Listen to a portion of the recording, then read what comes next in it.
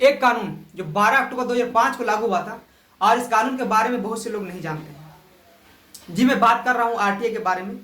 इससे संबंधित जानकारी की कमी जिसके कारण लोग इस एक्ट से परहेज करे हुए हैं। तो आज हम लोग जानेंगे कि आरटीआई क्या है और इसका उपयोग हम लोग कहां कहां कर सकते हैं। By this right the law of enforcing nation makes all the work and the system of governance publish to its citizens. सूचना का अधिकार अधिनियम भारत के संसद द्वारा पारित एक कानून है जो 12 अक्टूबर 2005 को लागू हुआ था। और यह कानून नागरिकों को जानने का अधिकार या सूचना लेने का अधिकार का हक देता है, और इस एक्ट के तहत हर नागरिक को सूचना लेने का अधिकार है। 1947 में भारत को स्वतंत्रता मिलने के बाद 26 जनवरी 1950 को संविधान लागू हुआ, लेकिन संविधान निर्माताओं ने संविधान में इसका कोई विवरण नहीं किया और न ही अंग्रेजों का बनाया हुआ शासकीय गोपनीयता अधिनियम 1923 का संशोधन किया। आने वाली सरकारें गोपनीयता अधिनियम 1923 का धारा 5 व 6 के प्रावधानों का लाभ उठाकर जनता से सूचनाओं को छुपाती रही। तो इन सभी कारणों को ध्यान में रखते हुए इस एक्ट का गठन किया गया। तो आइए इसके विस्तार को जानते हैं। समस्त सरकारी विभाग, पब्लिक सेक्टर यूनिट, किसी भी प्रकार की सरकारी सहायता से चल रही गैर सरकारी संस्थाएं व शिक्षण संस्थान आदि इस विभाग में शामिल है। पूर्णतः से निजी संस्था इस कानून के दायरे में नहीं है, लेकिन यदि किसी कानून के तहत कोई सरकारी विभाग किसी निजी संस्था से कोई जानकारी मांगता है तो उस विभाग के माध्यम से वो मांगी जा सकती है। प्रत्येक सरकारी विभाग में एक या एक से अधिक जन सूचना अधिकारी बनाए गए हैं जो सूचना के अधिकार के तहत आवेदन स्वीकार करते हैं और मांगी गई सूचना एकत्रित कर उसे सूचना आवेदनकर्ता को उपलब्ध कराते हैं। जन सूचना अधिकारी का दायित्व है कि वो 30 दिन अथवा जीवन व स्वतंत्रता के मामले में 48 घंटे के अंदर मांगी गई सूचना उपलब्ध कराएं। यदि जन सूचना अधिकारी आवेदन लेने से मना करता है या तय समय सीमा में सूचना नहीं उपलब्ध करता है अथवा गलत या भ्रामक जानकारी देता है तो देरी के लिए 250 रुपये प्रतिदिन के हिसाब से 25,000 तक का जुर्माना उसका वेतन से काटा जा सकता है, साथ ही उसे सूचना भी देनी होगी।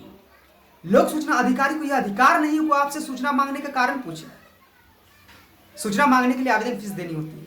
केंद्र सरकार ने आवेदन के साथ 10 रुपये की शुल्क तय की है, लेकिन कुछ राज्यों में यह अधिक है जहां बीपीएल कार्ड धारकों को आवेदक शुल्क में छूट प्राप्त है। दस्तावेजों की प्रति लेने के लिए भी फीस देनी होगी। केंद्र सरकार ने यह फीस 2 रुपये प्रति पृष्ठ रखी है, लेकिन कुछ राज्यों में यह अधिक है। अगर सूचना तय समय सीमा में नहीं उपलब्ध कराई गई तो सूचना मुफ्त दी जाएगी। यदि कोई लोक सूचना अधिकारी यह समझता है कि मांगी गई सूचना उसके विभाग से संबंधित नहीं है तो यह उसका कर्तव्य है कि उस आवेदन को 5 दिन के अंदर संबंधित विभाग को भेजे और आवेदक को भी सूचित करे।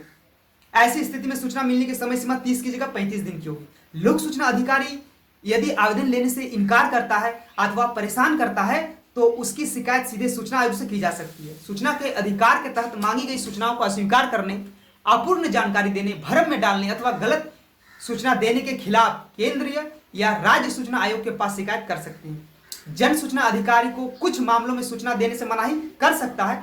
जिन मामलों से संबंधित सूचना नहीं दी जा सकती है उसका विवरण सूचना के अधिकार कानून की धारा 8 में दिया गया है, लेकिन मांगी गई सूचना जनहित में है तो धारा 8 में मना की गई सूचना भी दी जा सकती है। परंतु याद रखिए कि जो सूचना सांसद या विधानसभा को देने से मना नहीं किया जा सकता है उसे किसी आम आदमी को भी देने से मना नहीं किया जा सकता है। यदि लोक सूचना अधिकारी निर्धारित समय सीमा के भीतर सूचना नहीं देते हैं तो धारा 8 का गलत इस्तेमाल करते हुए सूचना देने से मना करता है या दी गई सूचना से संतुष्ट नहीं होने की स्थिति में 30 दिन के भीतर संबंधित जन सूचना अधिकारी के वरिष्ठ अधिकारी यानी प्रथम अपील अधिकारी के समक्ष प्रथम अपील की जा सकती है। यदि आप प्रथम अपील से भी संतुष्ट नहीं है तो दूसरी अपील 90 दिनों के भीतर केंद्रीय या राज्य सूचना आयोग मामला जिसे संबंधित हो के पास करनी होती है।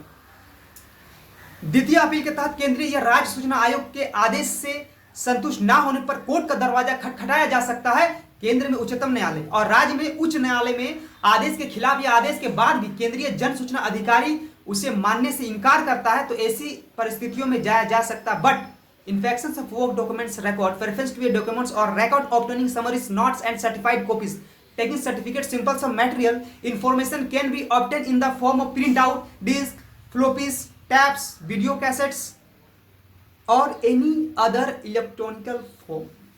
आरटीआई के तहत सिर्फ लिखित में ही नहीं बल्कि मौखिक रूप में जानकारी प्राप्त कर सकते हैं। भारत का कोई भी नागरिक आरटीआई कानून के तहत हिंदी, अंग्रेजी और किसी स्थानीय भाषा में जानकारी हासिल कर सकता है। सरकार के सभी विभाग, मंत्रालय और सार्वजनिक संस्थान में लोक सूचना अधिकारी की नियुक्ति की जाती है। तो आप किस मामले में उलझे हुए हैं? पासवर्ड बनवाने में, लाइसेंस बनवाने में, विभिन्न प्रकार के मामले जैसे विवाह, जन्म, मृत्यु, अजा के लिए प्रमाण पत्र, बिजली, पानी, टेलीफोन में सुधार, कोई भी जाट समस्या हो, खराब बिजली का मीटर बदलने में, नई कनेक्शन लगवाने में, प्रवेश परीक्षाओं, प्रतियोगी परीक्षाओं, किसी खास उद्देश्य के लिए सरकारी विभाग में जमा की गई दस्तावेज पर कोई कार्रवाई नहीं हो रही है, जगह जमीन दस्तावेज इत्यादि में जानकारी प्राप्त करनी हो तो फिर बस लगा दीजिए। यूं समझिए आपकी जानकारी आपके हाथ। और यदि आपने लगा हो कि ये वीडियो आपके लिए उपयोगी है तो चैनल को सब्सक्राइब करें, वीडियो को लाइक करें और कमेंट में लिखें, और हाँ, बेल आइकन को जरूर हिट करें।